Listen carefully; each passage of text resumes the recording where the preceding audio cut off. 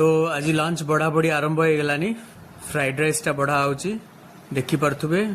पूरा गोटा गोटा चावल अच्छी किंची घांटीनी बढ़िया टेस्ट भी इबे तरकारीटा सुखा सुखा हो जाई हाँ सुखा सुखा चलिबो म नहेले चले नबा किंतु सुखा सुखा भल लगे फ्राइड राइस रे जेतिकी मु जानी छी हो हो बाढ़ बाढ़ तो एटा हला मोर लंच रा प्लेट जो थ्री की अच्छी फ्राइड राइस तरकारी आउ कचंबर कचंबर माने से जो दही कचंबर तो खाइबा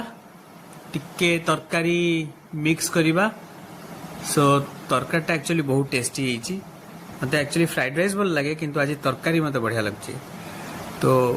टिके गोळे देकी भी खाई पारंती कि सुखिला भी खाई पारंती मु आगे गोळे किना खाउची वेरी टेस्टी माने एक नंबर बोबाल हिच